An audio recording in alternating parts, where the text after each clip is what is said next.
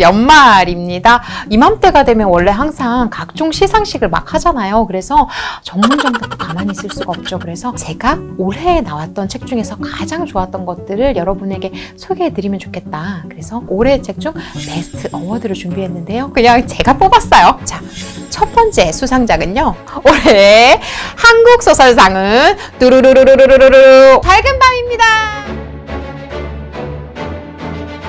최은영이라는 소설가의 장편 소설인데요. 이 책에서 이 주인공이 이런 표현을 해요. 엄마는 내가 모든 걸 다 가진 사람이라고 말했다.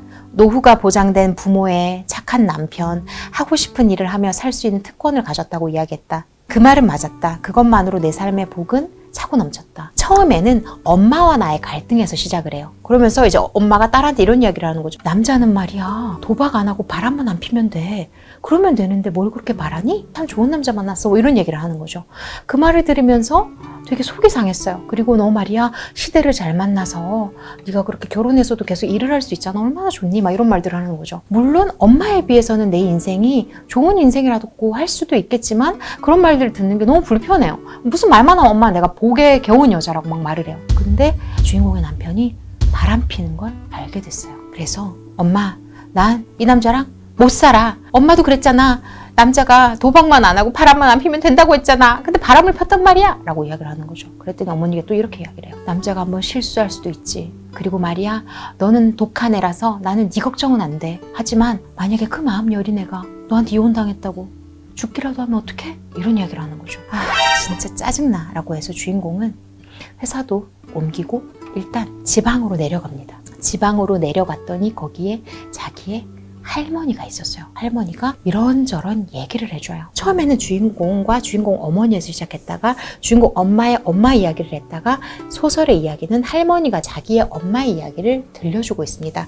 무려 4대에 걸친 100년의 시간을 뛰어넘으면서 이야기를 하고 있는 것이죠. 가끔 그런 생각을 하면 좀 아득할 때 있지 않으세요? 나라는 이 사람의 존재가 있기 위해서 그 위에 나의 부모님이 있었고 그 부모님을 낳은 부모님이 있었고 이렇게 수많은 사람들의 목숨이 있었다는 걸 생각하면 되게 신기하잖아요. 그래서 소설에서는 할머니가 들려주는 엄마 이야기를 통해서 어떤 역사 속에서 나를 닮은 사람이 어떤 선택을 했고 그 과정 가운데서 나도 모르는 사이에 어떤 영향을 받을 수 있었는지에 대한 이야기를 합니다.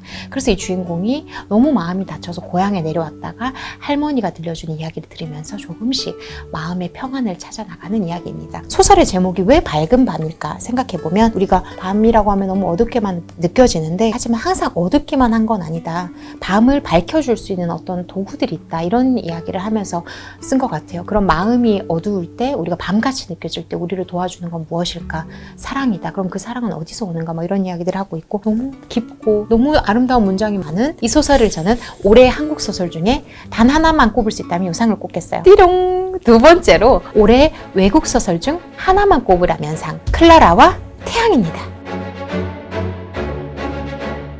가즈오 이시구로라는 노벨 문학상을 탄 일본 작가 이 작품이 저는 너무 좋았어요. 이 클라라는 태양광을 받아서 충전하는 로봇입니다. 미래 세계에서는 유전자를 조작을 해서 향상을 선택할 수 있거든요. 그래서 부모들이 유전자를 조작해서 굉장히 두뇌가 아주 명석한 유전자를 선택할 수 있어요. 근데 약간 부작용이 있어요. 유전자를 조작을 하는 과정에서 어쩔 수 없이 아이들의 몸이 좀 약해져요. 그래서 미래 세계에서는 이 아이들은 원격으로만 수업을 듣습니다. 원격으로만 수업을 듣다 보니까 아이들이 어떻게 돼요? 너무 외롭겠죠. 그러다 보니까 미래 세계에서는 이 향상된 아이들을 위한 로봇이 있습니다. 클라라라는 로봇도 그 중에 하나였던 거죠.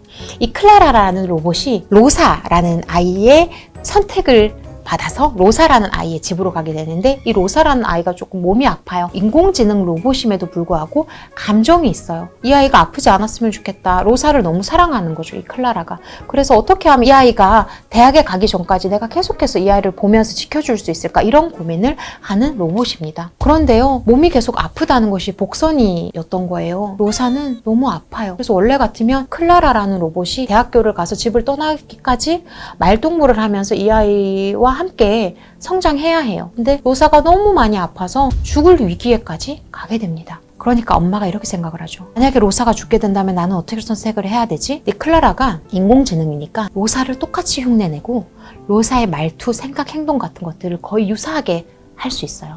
그래서 로사가 죽을 것을 대비해서 클라라에게 이런 부탁을 해요. 만약에 말이야 로사가 죽는다면 로사를 본떠서 만든 마네킹 속에 네가 들어가. 그래서 너는 로사처럼 말하고 행동하고 네가 똑같이 연기해준다면 우리도 너를 로사라고 생각하고 로사와 함께 영원히 살 수 있어. 그러니까 그걸 선택해 줄 수 있겠니? 라고 합니다. 클라라는 여기에서 고민을 하다가 엄청난 선택을 합니다. 그 선택이 뭘까요, 여러분? 궁금하시죠? 궁금하시다면 읽어보세요. 동화 같은 형식을 가져왔지만 우리에게 인간다움에 대해서 질문하게 해주는 클라라와 태양이었습니다. 조금 두껍지만요, 여러분. 한번 읽게 되시면 중반부부터는 그래서 어떻게 되는데 하면서 끝없이 읽을 수 있는 정말 좋은 책입니다. 한번 읽어보시면 좋겠어요. 띠롱! 제가 아무래도 에세이를 많이 쓰다 보니까 많은 분들이 물어보세요. 에세이를 잘 쓰고 싶다면 어떻게 해야 되나요? 저는 이 질문에 대한 답변을 찾았어요. 올해 제가 읽은 책 중에서 에세이를 잘 쓰고 싶다면 이 책을 참고하세요 라고 말하고 싶은 한국 에세이를 찾는다면 저는 이것입니다. 아무튼 싸이월드입니다. 혹시 기억나세요? 내가 그의 이름을 지어주었을 때 그는 나에게로 와서 일촌이 되었다. 도토리 5알로 삶의 리뉴얼을 꿈꾸던 그 시절 우리가 열렬히 사랑했던 세계. 싸이월드, 혹시 저와 동년배라면 기억하실 거예요. 2000년대에 싸이월드를 하지 않는 사람은 없었어요. 기억나시나요? 싸이월드. 제가 왜 에세이를 쓰고 싶다면 이 책을 꼭 참고하세요 라고 이야기를 하냐면 에세이를 쓰고 싶어 하는 분들이 저한테 많이 물어보세요. 저는 특별한 사람이 아니어서 에세이를 못 써요 라고 할 때 제가 이런 말씀을 항상 드려요. 특별한 소재를 자꾸만 찾아오시려고 하지 마시고요. 평범한 소재에서 본인만의 경험을 끌어오는 이야기를 한번 써보세요 라고 이야기를 많이 하는데 이 책이야말로 정말 그런 책이었던 거죠. 싸이월드 누구나 알고 있어요. 그거를 박선희라는 분이 일간지 기자님인데 그 시대의 시대상을 굉장히 자료조사를 충실히 하셔서 응답하라 시리즈를 보는 것 같이 추억에 빠질 수 있게 하면서도 그 가운데에서도 나의 어떤 개인적인 것은 이런 것이 있었지, 그렇게 열렬히 내가 사랑했던 것에는 이런 이야기들이 있었어 라고 하는 시대적인 상뿐만 아니라 본인만의 그 결들을 보여주는 것들이 굉장히 재미가 있어서 후루룩 읽어가면서도 마음속에 어떤 여운이 남는 책입니다. 그리고 또 한편 그 시대에 자주 소비하는 미디어가 그 시대의 평균의 감성 같은 것들을 만드는구나 라고 느꼈던 게 싸이월드 시대는 기본적으로 감성이 어느 정도 과잉인 게 대세였어요. 나라가 유일하게 허락한 마약, 음악, 나는 가끔 슬퍼서 눈물을 흘린다, 뭐 이런 게 있었어요. 그런 식으로 굉장히 감성이 있었다면 요즘의 SNS는 힙하게, 쿨한 감성으로 간다는 것이죠. 그래서 이 저자는 이렇게 이야기를 합니다. 그 시대 싸이월드의 그 구구절절했던 감성, 그런 것들을 생각해보면 나의 청춘이기도 한 것 같다. 항상 그 자리에 있어주기를 바라지만 딱히 자주 들여다보고 싶지는 않은 그것, 그래도 절대로 사라지지만은 않으면 좋겠는 그것, 나의 20대, 나의 청춘이라고 이야기를 합니다. 그래서 좋은 에세이란 어쩌면 단순히 내가 이렇게 특별한 사람이에요가 아니라 누구나 공감할 만한 포인트에서 나만의 이야기를 길어 올리는 것. 어떻게 에세이를 쓰는지 막막해요라고 하는 사람들이 이 책을 참고하면 너무 좋겠습니다. 마지막으로 제가 뽑고 싶은 2권의 상은요, 여러분 외로우시죠? 하지만 외로운 건 당신 잘못이 아니에요. 그리고 외롭다면 어떻게 해야 될까요?를 이야기해주는 외롭다면 정상. 첫 번째 책은요, 시크. 사실 저는요, 이 책을 읽고 한 일주일 정도 동안 마음이 되게 설레 있었어요. 왜냐면 되게 마음에 맞는 단짝을 만나면 너무 기쁘잖아요. 이렇게 나랑 비슷한 사람이 있다니, 이렇게 나의 감정을 그대로 공유하는 것 같은 사람이 있다니. thick라는 게 우리말로 하면 두꺼운이라는 뜻이죠. 중첩적인, 복합적인이라는 뜻도 있습니다. 이 사람이 미국에서 이제 사회학자이자 교수로 이렇게 일을 하고 있는데 이 사람이 흑인 여성 작가예요. 항상 사람들이 이렇게 얘기해요. 이제 인종차별은 없어. 어떤 세대보다 지금 너는 축복받았어. 이런 얘기를 하는 거죠. 물론 맞는 말이에요. 미국에서 살고 있는 다른 어떤 흑인들의 세대보다 자기는 좋은 조건인 건 맞아요. 그럼에도 불구하고 흑인이기 때문에, 여성이기 때문에, 소수자이기 때문에 고민하는 것들이 너무 많은 거예요. 소수자이면 보이는 감각들이 있어요. 내가 흑인 여성이어서 이런 식으로 대우를 받는 건가? 이런 고민을 하게 되는 경우가 너무 많은 거죠. 또 한편 자기는 어릴 때부터 너는 왜 이렇게 뚱뚱해? 너는 왜 이렇게 못생겼어? 너 진짜 못생겼구나? 이런 얘기를 되게 많이 들었어요. 그러니까 그런 말들을 되게 많이 들으니까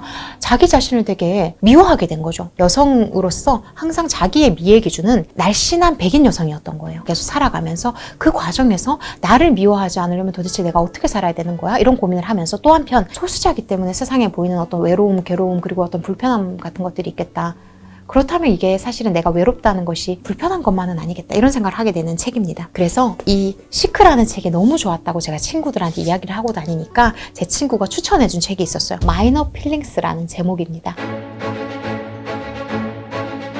캐시 박홍이라는 작가가 지은 책인데요. 이 작가는 한국인입니다. 부모님이 자기가 굉장히 어릴 때 미국으로 건너갔어요. 자기는 동양인이잖아요. 동양인은 성실하잖아. 동양인은 수학을 잘하잖아. 동양인은 얌전하잖아. 라는 그런 감각 때문에 오히려 흑인들 사이에서는 꼴사나운 존재가 되고 백인들 사이에서는 고분고분한 존재가 되기를 바란다는 것이죠. 이 책이 작년에 미국에서 베스트셀러가 됐는데 왜 그랬냐면 코로나가 터지고 나서 동양인 비하 사건이 너무 많이 일어난 거예요. 미국에서 자성의 반응이 있으면서 동양인들이 이렇게 미국 사회에서 힘들대 이걸 우리가 한번 읽어보면 좋겠다라고 해서 화제가 되었던 책이에요. 이 작가가 사실은 내가 이 책을 쓸 때만 해도 이렇게 뭐 코로나가 터질 줄도 몰랐고 이렇게 동양인을 혐오하는 것들이 더 커질 줄도 몰랐지만 어쨌든 나는 계속해서 겪어왔던 현실이었다. 동양인 아이들은 빨리 클 수밖에 없다. 왜냐하면 나의 부모가 나를 지켜주지 못하기 때문이다. 나는 이렇게 소수자로 살면서 나는 남들에게 좀 더 이해받고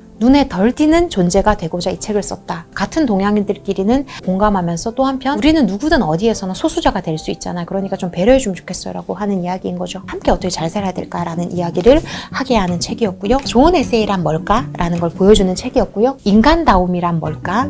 그리고 나의 이 외로움이 외로움만은 아닐 거야 라고 이야기해주는 이 5권의 책을 저는 올해에 저를 정말 행복하게 해준 5권의 책으로 꼽아봤어요. 여러분, 제가 소개해드린 책 중에서 혹시 읽고 싶었던 책이 있으셨어요? 이 책 중에서 하나를 골라서 이 책이 참 재밌을 것 같아요 라고 달아주세요. 그러면 제가 추첨을 통해서 읽고 싶으셨다고 하셨던 책을 5분께 보내드릴게요. 댓글 많이 달아주세요. 새해 맞이도 즐겁게 편안하게 행복하게 하시면 좋겠습니다. 네, 새해 복 많이 받으세요. 뿅!